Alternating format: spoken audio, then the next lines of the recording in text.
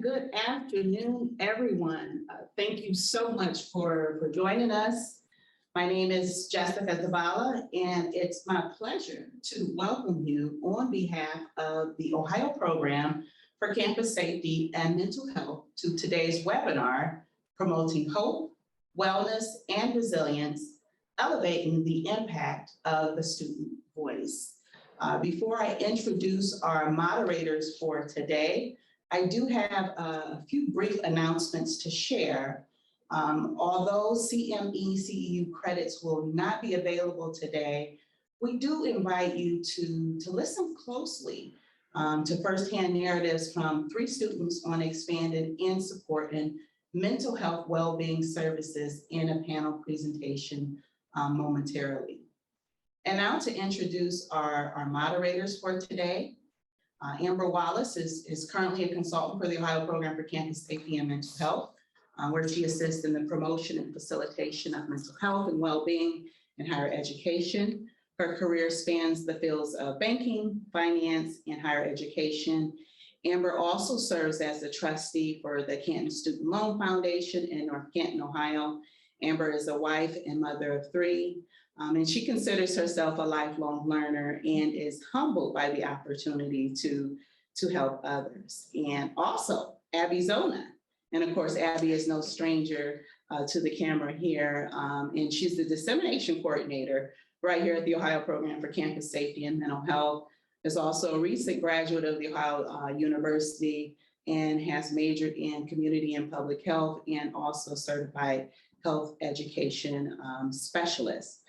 She also had the opportunity throughout her time at the Ohio University to be part of the Voinovich School of Leadership and Public Affairs, specifically through the Partnership for Community-Based Prevention, where she was a research scholar and an intern in that program, working specifically with the strategic prevention framework, which supported the capacity building as well as provided technical assistance for 2 counties in Ohio.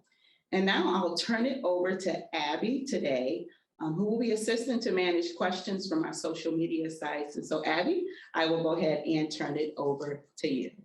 Hi, everyone. I just wanted to give a little shout out to Aaliyah, who's joining us at the student panel. She's also a part of the Voinovich School.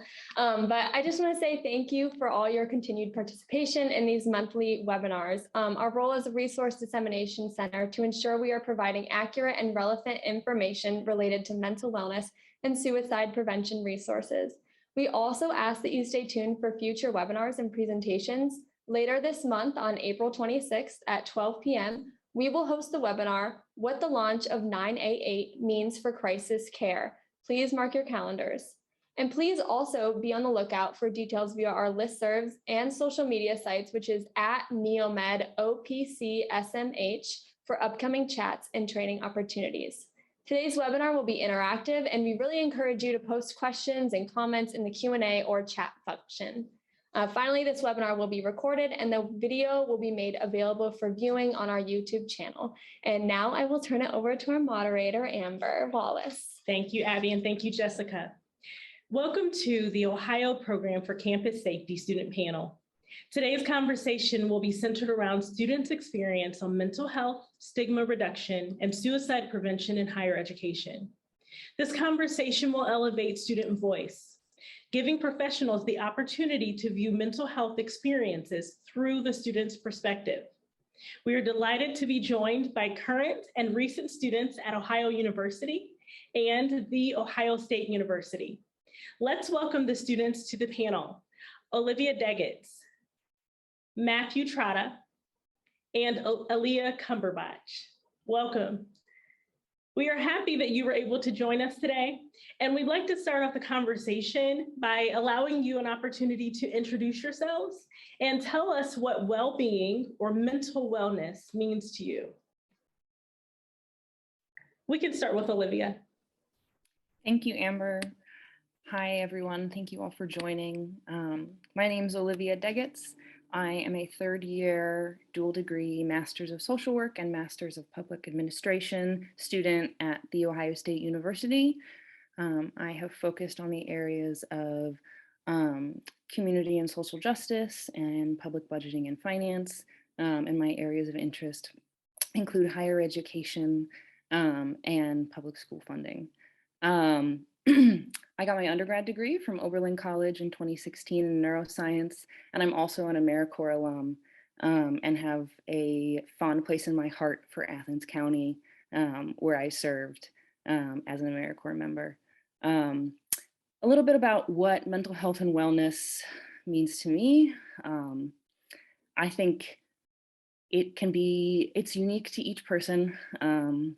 For me, it has been a long journey of figuring out how to listen to myself and how to take a step back. I think as someone who has been high achieving for most of their life and very motivated, it gets easy to get caught up in the race to succeed and pressure put on internally and externally. And for me, when I started to really figure out what I needed for my mental health was when I started to take a step back and listen to myself.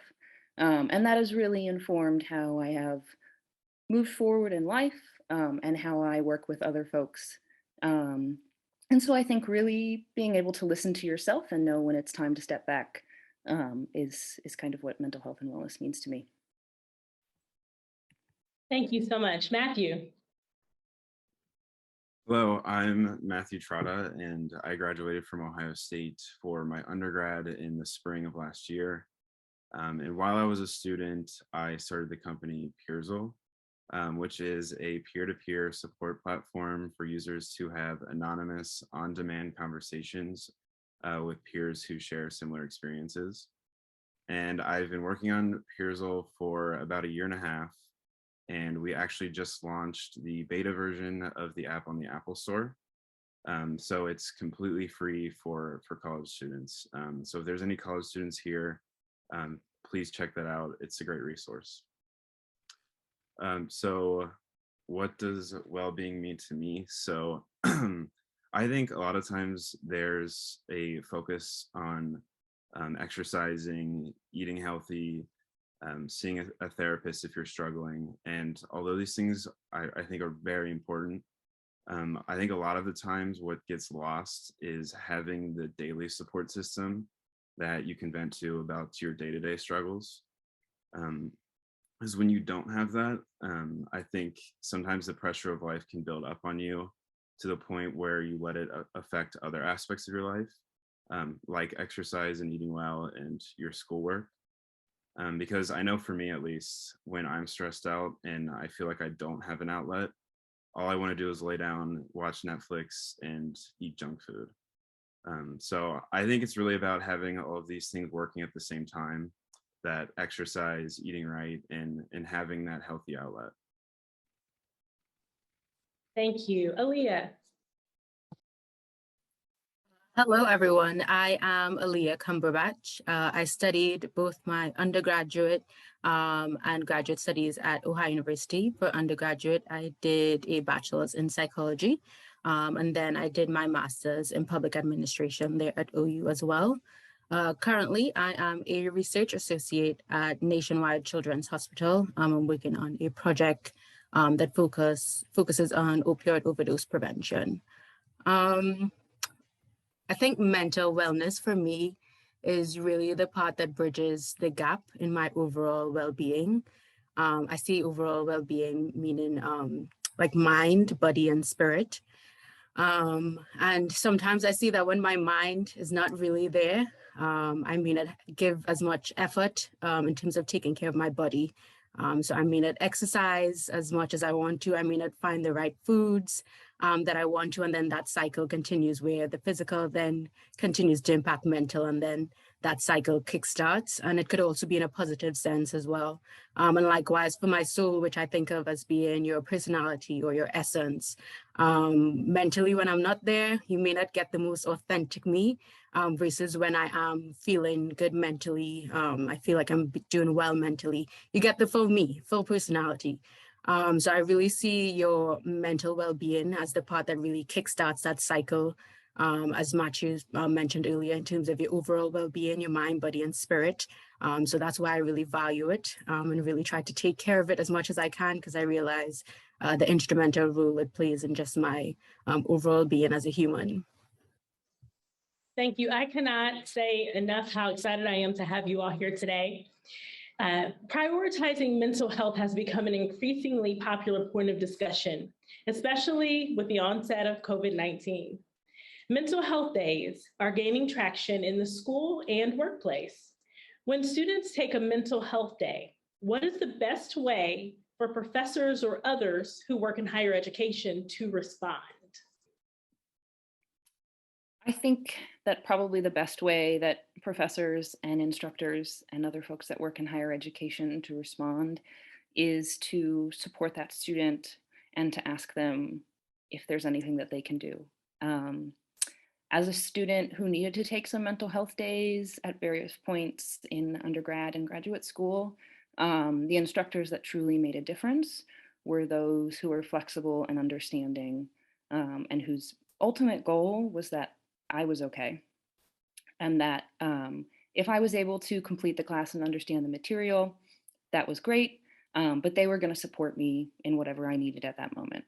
And so that allowed me to feel motivated, to feel appreciated, to feel as though I was valued, no matter how I was able to show up or not show up. And so I think when I was able to have some more flexible instructors who, by any means, I completed the coursework. They were not, shaving off requirements, but I think when they were being flexible with deadlines and hard requirements, that really made a difference when I was struggling. Yeah, well, actually, when I was an undergrad, the idea of scheduled mental health days was somewhat of a new concept. I remember, I think in my second year, we had our first one where the whole school had a day off. And for my experience, I remember that these scheduled mental health days weren't really mental health days. They were really just an extra day for us to do our schoolwork. So I think one thing that professors could do better is to encourage their students to actually put the books away completely and just take the full day to themselves. And for professors, that doesn't mean assigning extra work just because students have an extra day to do it. It means completely taking that day, putting the books away, not thinking about school, and just taking the whole day to focus on yourself. What I hear you say is, I wrote down the word model, to have a professor or higher education professional model mental health and taking care of your whole person, not just you as a student, but the various facets of your life. Thank you so much for those answers. It's empowering that mental health days are becoming the new normal. What are policies and practices that could support students and professionals as they explore their mental well-being? I think, again, it's about professors encouraging healthy behaviors out of their students, because a student shouldn't go through class thinking that passing that class is the ultimate goal of their life. So much so to the point where it has a large negative effect on their lives. So I think one policy that I heard of, actually from a company that I think is great, is that they encourage their employees to take part in these healthy behaviors by rewarding them. For example, an employee, if they are taking a walk during the day, they can send a picture of themselves taking a walk, and they can actually earn some time off by the end of the week. So I think that professors could do something similar, where if a student, say, again, is taking a walk and they prove that they're doing something healthy, that they can maybe earn a free point on the test, or likewise have maybe some time off during the week as well. I like that idea of incentivizing good, healthy practices that are a bit unconventional, but definitely needed. Thank you, Matthew. Sorry. I just wanted to add on to what Matthew said. I think an instrumental part that professors can play, and also professionals.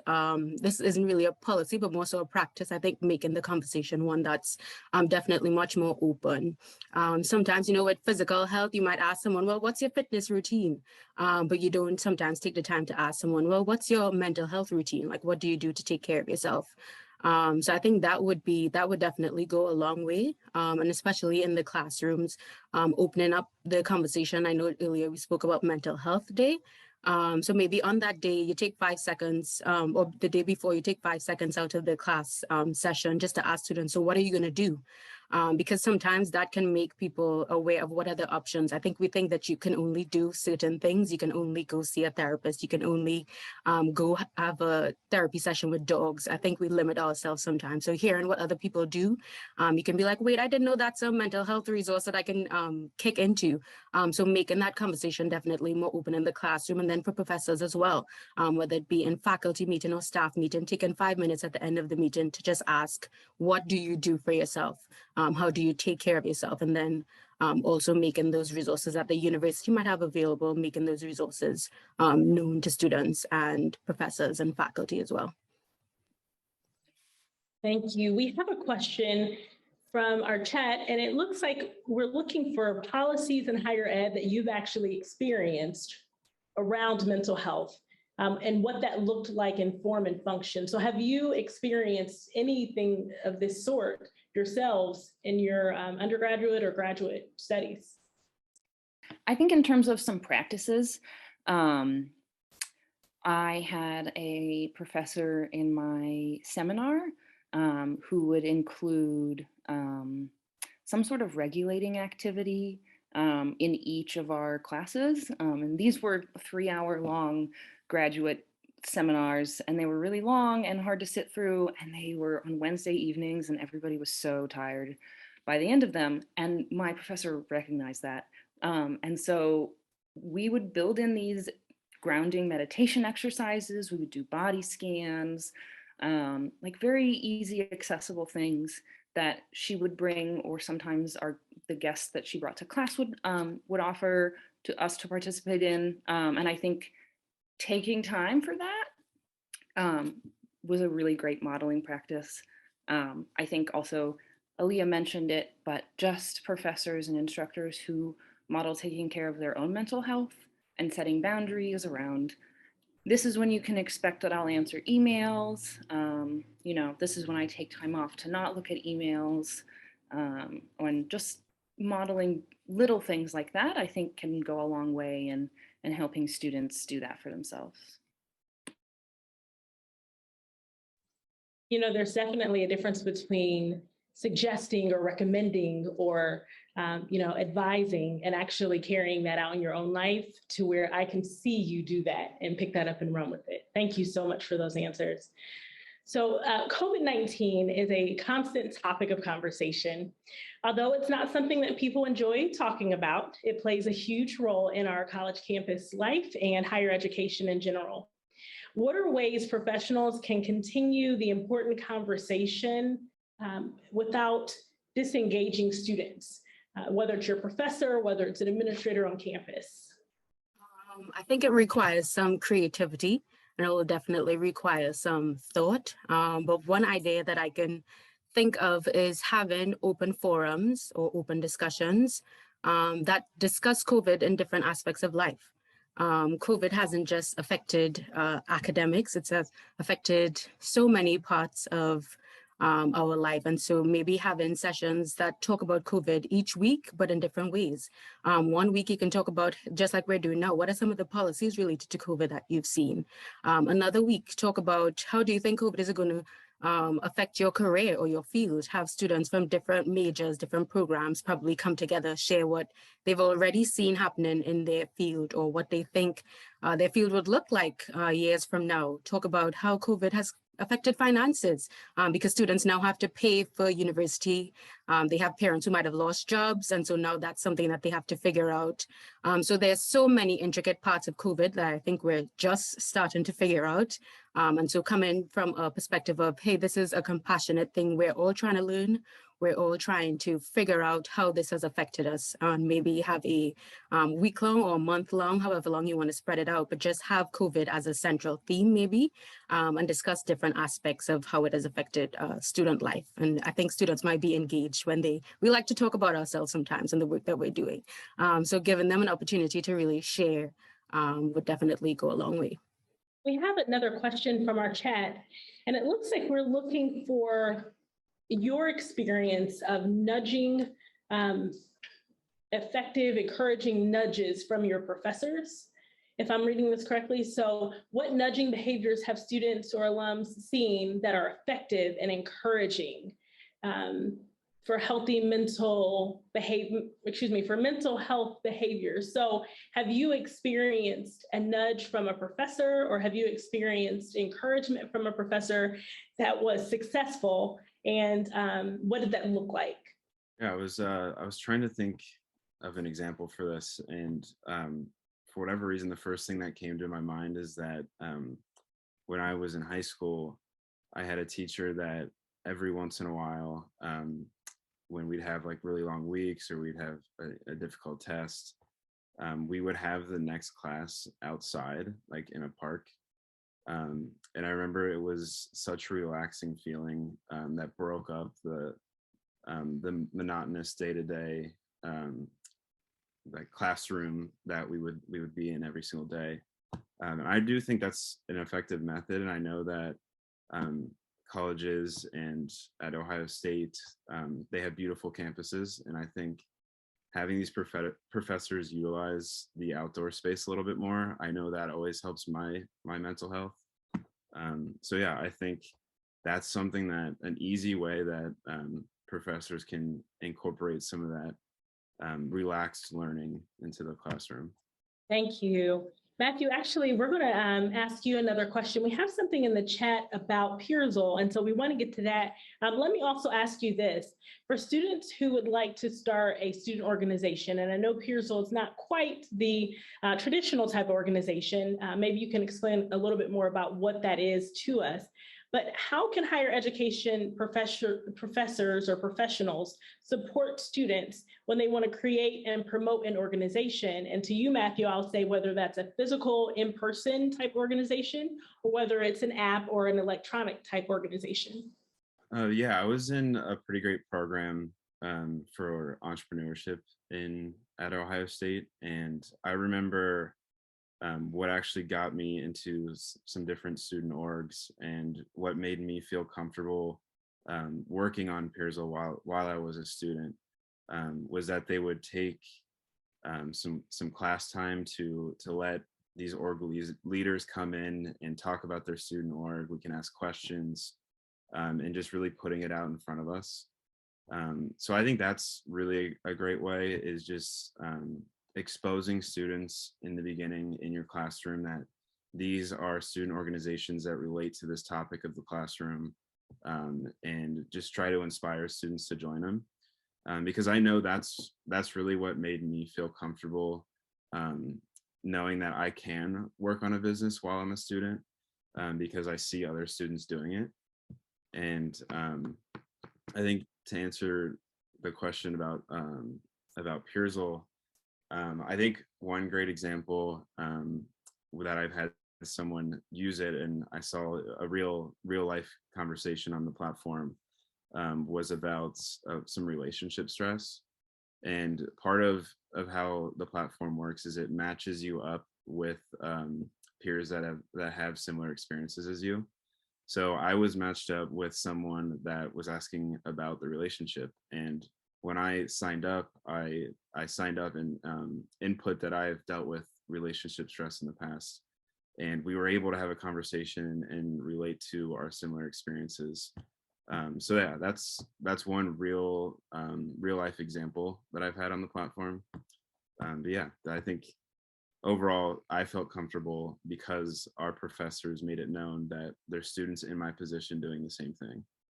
Yeah, Matthew, and I might add, Pearsall is a great opportunity for students really to just come together and have a conversation about a variety of different things and be able to share resources. And also like another great opportunity is Twitter. Actually, at the Ohio Program for Campus Safety and Mental Health, we do offer Twitter chats. And it's an opportunity, it's a 1-hour event for anyone to join. Anyone that has a Twitter account can come on. And they just chat about a certain topic. So we've had things about collegiate recovery communities and building a conversation on mental wellness. And we're actually having one in April about National Stress Awareness Week. And it just gives students, staff, faculty, community members a chance to share resources and events that may be happening for National Stress Week, but just to be able to kind of network with one another and get to know people that you maybe not have talked to in the past. So that just really brought up a good point with Pearsall. You can talk to others, and I think Twitter provides the same thing.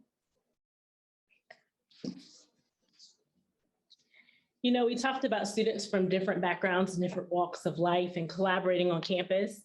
Colleges offer students a one-of-a-kind opportunity to live and interact with people from drastically different backgrounds, including race, cultural norms, economic status, and a host of other factors. What role do you feel students play in promoting diversity and positive interactions on their campus?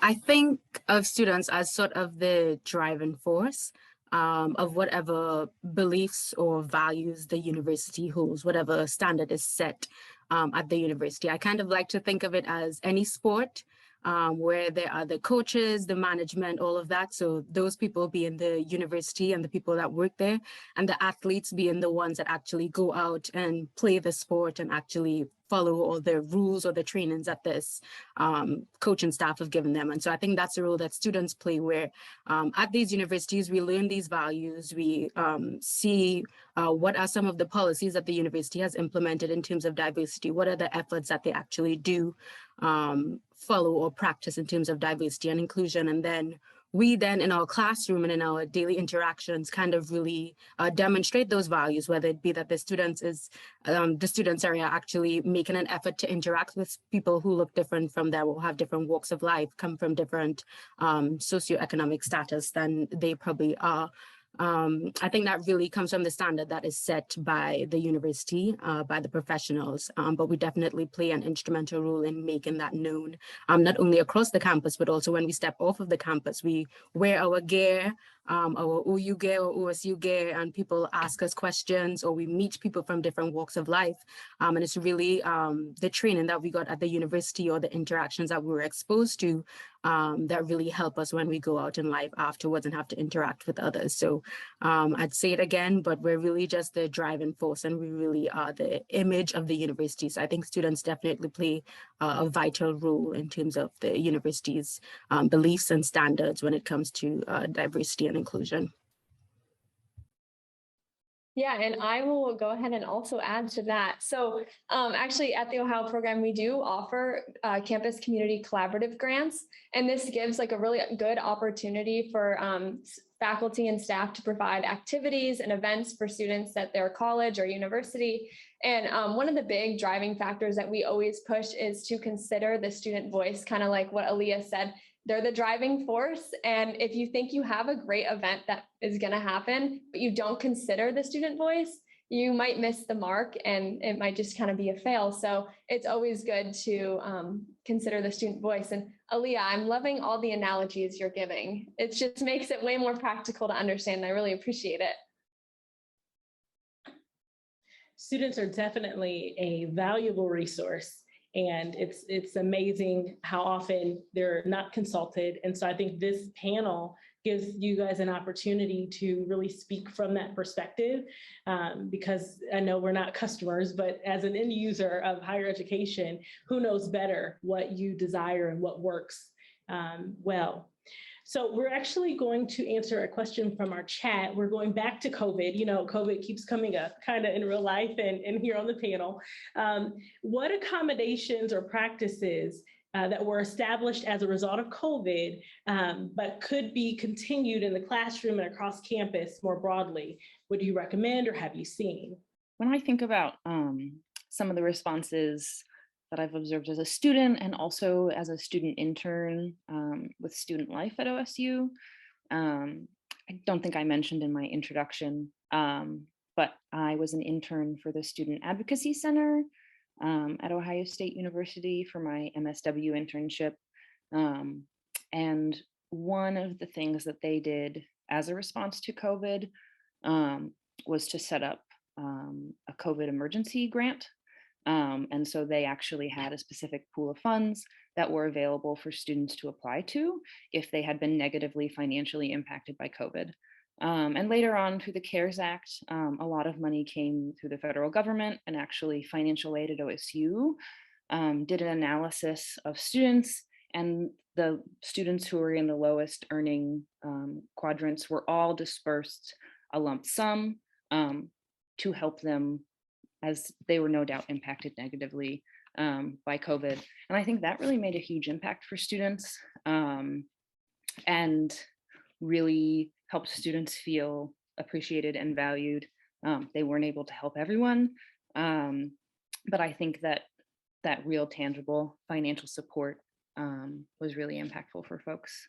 I think also the flexibility of doing Zoom and being able to post things asynchronously so that people can participate in different modalities. I know it is a lot of work on the instructors and the professors, especially if the courses have not been set up in that way previously. But I think the professors and instructors who really excelled were those who were able to think creatively and to allow for students to engage effectively online, because that was really important. And it benefited people who were working often, people who were parenting, caring for family members. So it really impacted a lot of people in a positive way and allowed them to feel more comfortable and more present.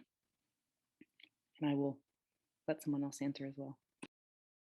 I would definitely second the virtual classroom and the asynchronous assignments from professors.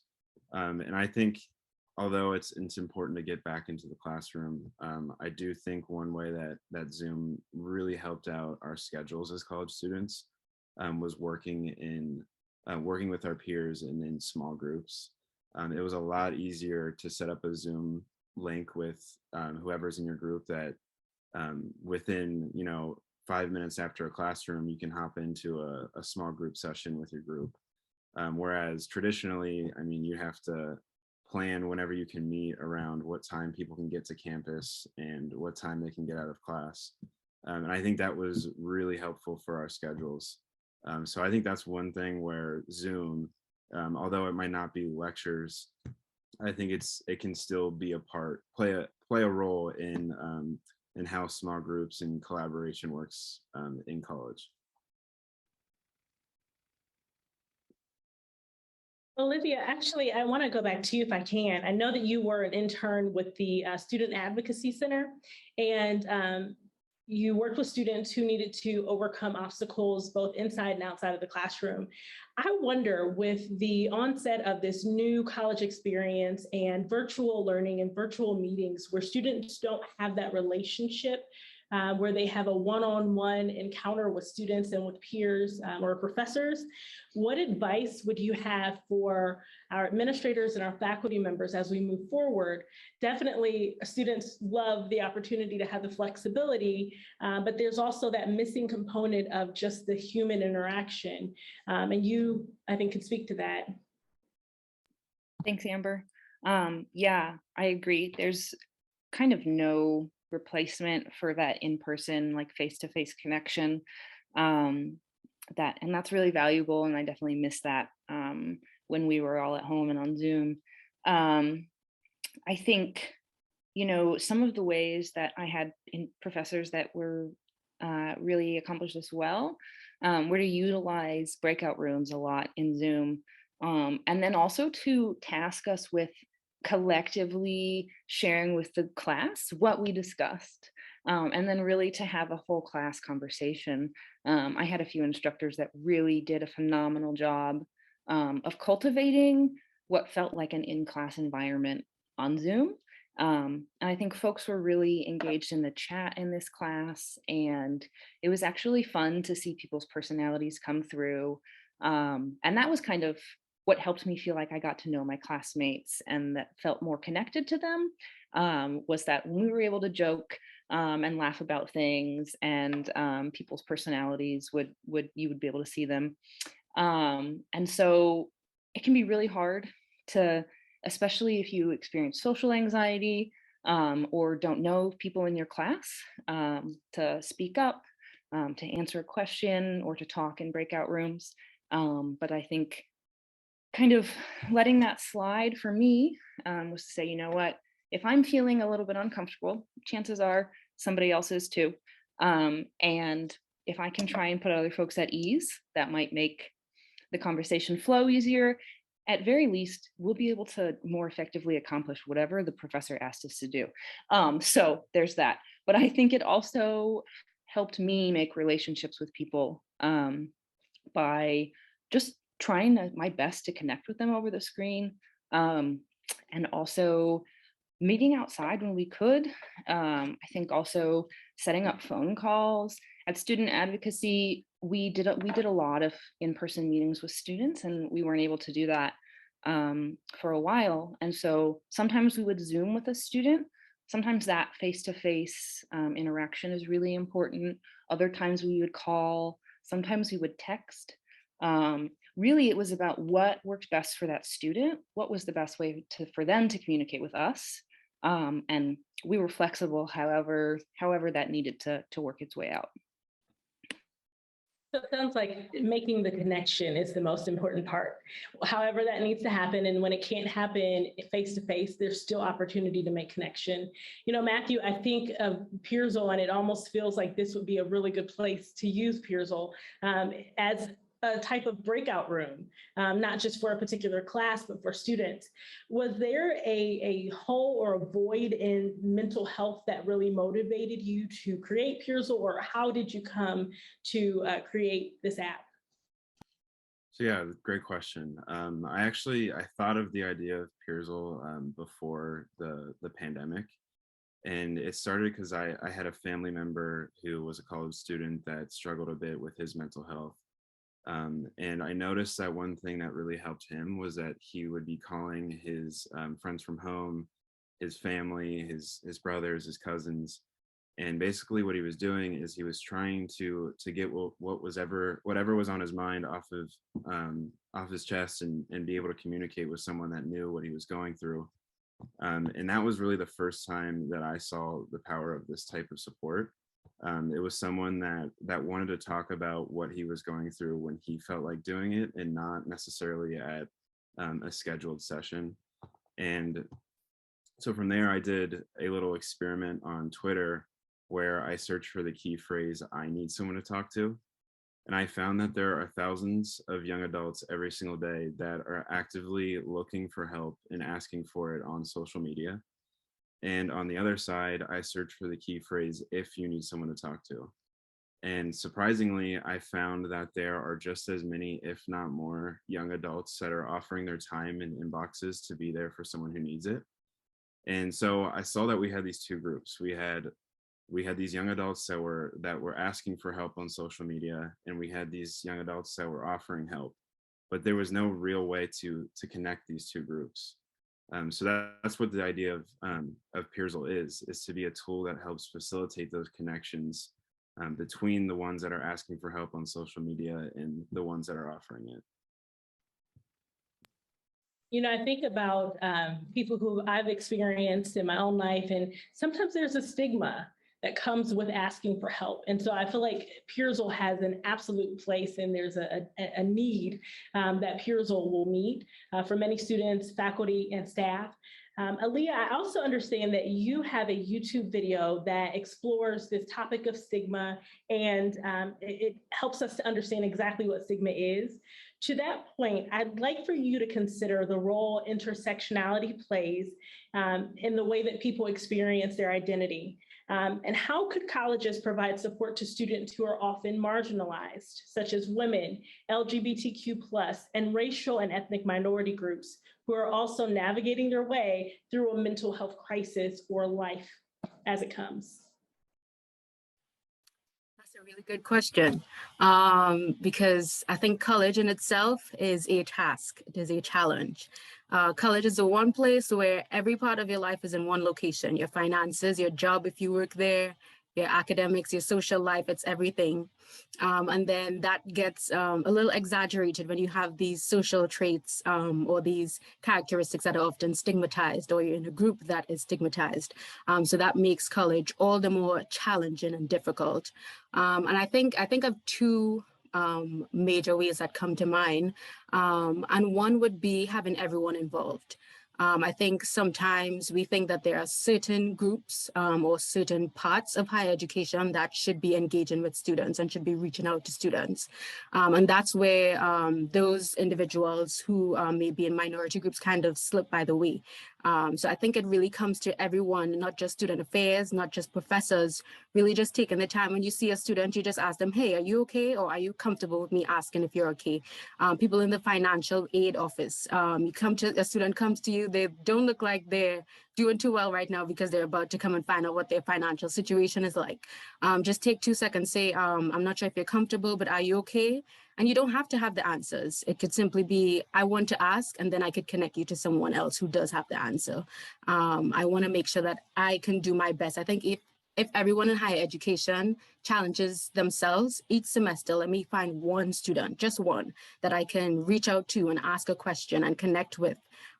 They don't have to look like me. They don't have to have any similar traits like me, but just one student that I can try my best to reach out to. I think that would make the world of a difference, no matter what field or what aspect of higher education you're in. The other thing for universities that do have mental health services on campus, I think it would require those individuals or those universities to make sure that they put extra effort into hiring individuals that look like or represent your student population, because sometimes students don't have comfort if they do decide that mental health services in the form of therapy and stuff is something that they want to use. They may not feel as comfortable talking to someone who doesn't understand their cultural background.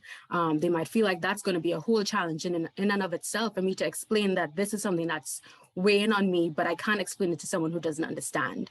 So it will take some extra effort in terms of hiring individuals that look like your student population, that have some kind of commonality with your student population. And that would be a task, right? That means that sometimes your university may be in an area that does not have a diverse population. So you have to then cast in at wider than just your central tongue or wider than just the state of Ohio to hire people.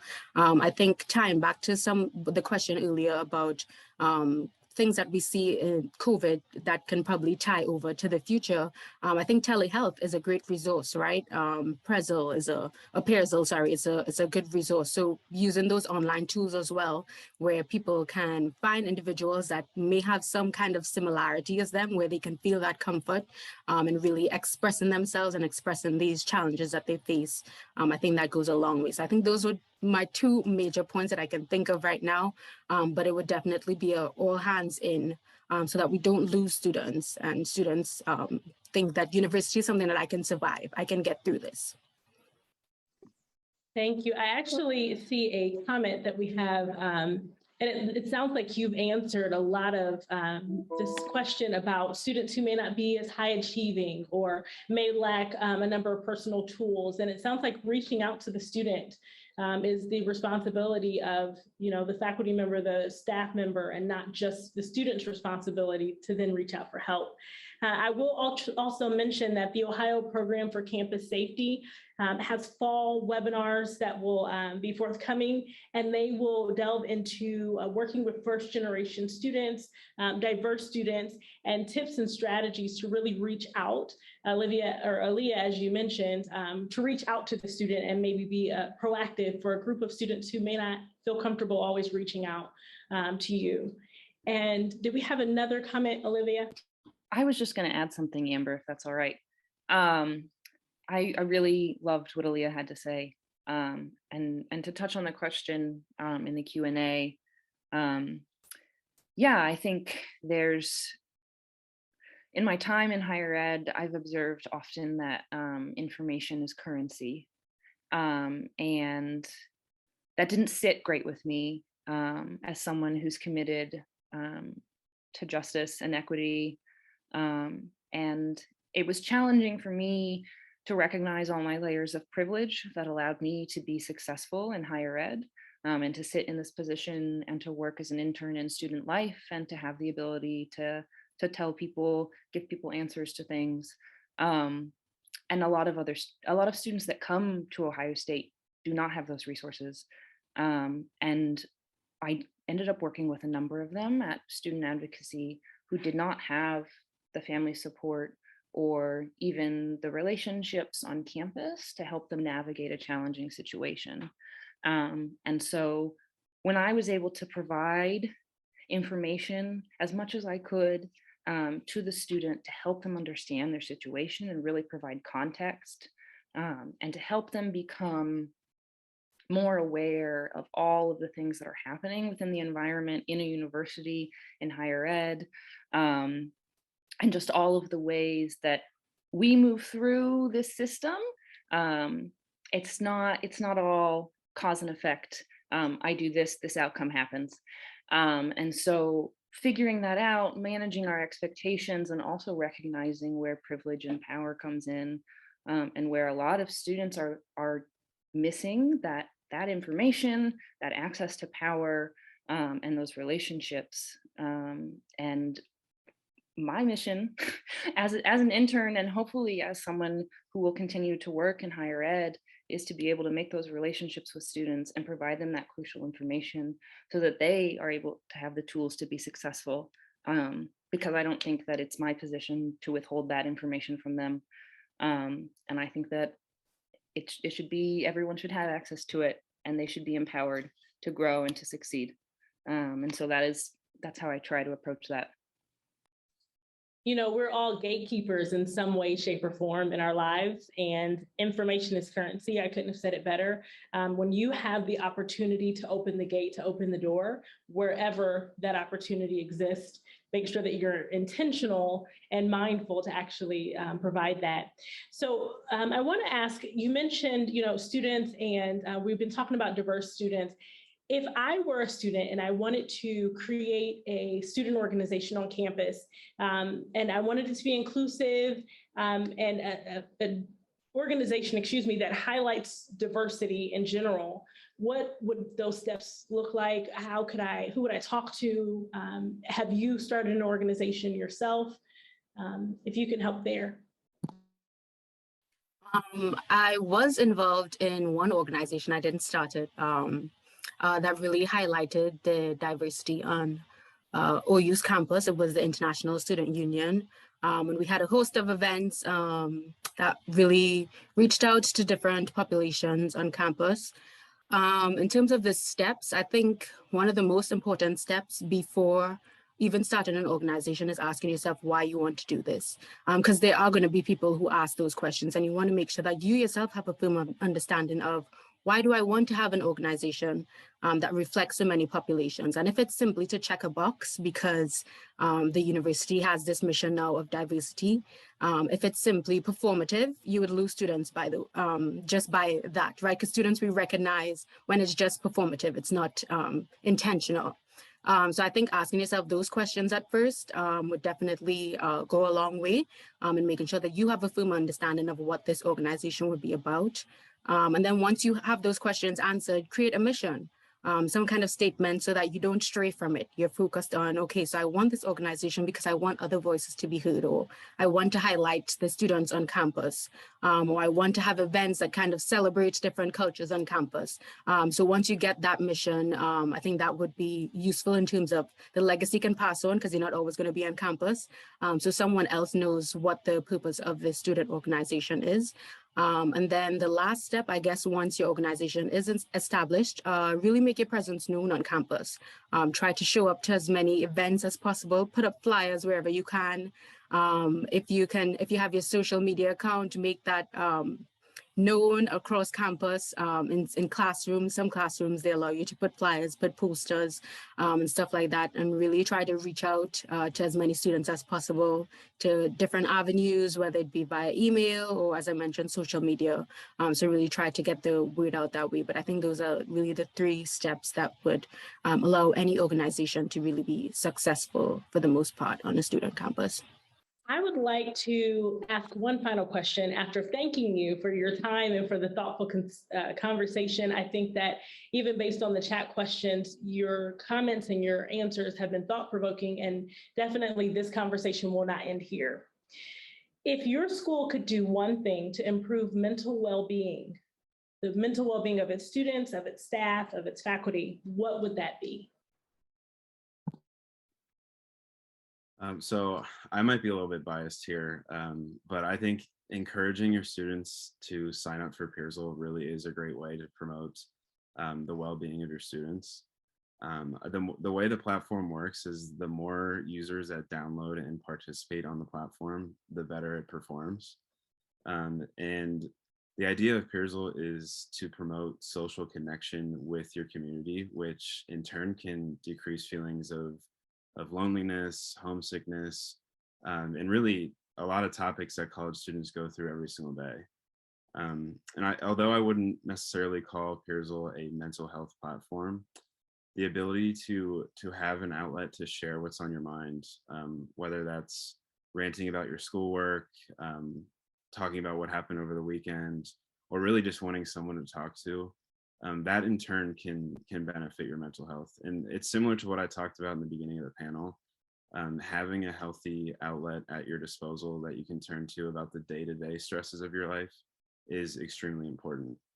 But other than that, I think it's really about creating an environment from the second a student walks on campus that they know that they're in a safe place, and even if they are struggling, they know that they have the resources and support at their disposal to get the help that they need. And actually, I recently learned of this topic that Aaliyah reminded me when she talked about you don't always need to have the answer if you're the one listening, is this idea of, it's called toxic positivity, where if someone comes to you with something that they're struggling with, a lot of times the first instinct is to be like, well, look at the bright side of things, or things will get easier, or you'll get through it. And although it's an easy answer to give, I think when you're listening to someone that's struggling, what they really want is to be validated of their feelings, and that you show that you understand that what they're going through is difficult. So if you're ever in a position where someone is coming to you with a struggle, I'd challenge you to not give one of those positive remarks that we all know of. Try to show that you're listening and that you understand what they're going through is difficult. And that's something that we encourage our users on Pearsall to do, is that it's really about just listening. You don't have to have the answer. You don't have to solve the problems. It's helpful to validate them. So yeah, so thank you, everyone. Thanks for the questions too. Aaliyah, did you want to add to that? Sure. So I think, honestly, providing opportunities such as these, and opportunities for students to make their voices heard on what their needs are surrounding mental health and how their specific college or university can support their needs, is really what administrators and higher ed leaders can do to improve campus mental health. Listen to your students. They are what makes your university what they are. They are the energy force. They are, as Aaliyah said earlier, I think they are really everything. Not to discount all that faculty and staff and administrators bring to universities, but I think without students, what is the point of a university? And so I think just provide opportunities to listen, for them to be heard, and then to take meaningful action and to show that you listen to their voices and that you are enacting real change, to shift the policies and processes on campus to make their lives better and to better support their mental health. First, I'd just like to say thanks for the opportunity to share on the questions that everyone asked. If there was one thing that I think any campus can have, it will be maybe a seminar or a course. Maybe it can be an elective. I know you're probably thinking not another course, but I think this one would be valuable. But just some course that breaks down mental health or mental wellness. Not necessarily as in depth as a psychology course might go, but just lets us know what is mental health. I think we hear these buzzwords and we think we know what it is, and everyone has their own idea of it, and we think that there's a right or a wrong, when it could be a whole host of things. It could really be an individual experience, or really explaining what mental health is, probably explaining some of the resources that there are available on your campus. And I think one thing that would be the most valuable, especially for graduating students, would be explaining. So now that I'm off a campus where I can probably get free counseling, free therapy, all these free resources, when I graduate and I get a job, how do I ask my employer, okay, so what resources do you have, so that I could take care of my mental wellness or my mental health? Asking, how do I pay then for these things when I graduate? And then also probably on the other end, having something for freshmen where they can really learn about, so this is about to be a task, you're about to enter college, but we have this, we could figure this out. So how, even from the jump, from the first course, the first day I step on campus, how do I develop these best practices that can really be useful? So I think some kind of course or some seminar that just makes mental health practical and understandable would go a long way. Well, I thank you, panelists, and I thank you, attendees, and Jessica and Abby. Thank you so much for putting together this student panel. We would encourage you to continue to post comments and feedback about today's session, as well as any questions that you may have. We'll definitely follow up with you via email. If you have not already followed the Ohio Program for Campus Safety and Mental Health, please follow social media, and you'll be notified of additional webinars and opportunities to come. And then we have one more thing. Abby, can you help me with this one? Yeah, so for our future webinar, we actually have one coming on April 26th at 12 p.m. We'll host the webinar what the launch of 988 means for crisis care. So please mark your calendars. But just once again, to what Amber said, thank you all for attending, and thank you to the students for your amazing perspectives and just an awesome conversation. And please keep putting stuff in the chat or the Q&A if you have any questions or comments, and we will be for sure to respond to those if we can. Thank you. I did want to note real quick for anyone that's still here, if you are a college student, you can find Pearsall on the Apple Store. It's just type in Pearsall. It's really easy to download. So if you're still here, you're a college student, I encourage you to download it, and after you leave the panel, to sign up. All right, see you guys. Take care. Thank you again.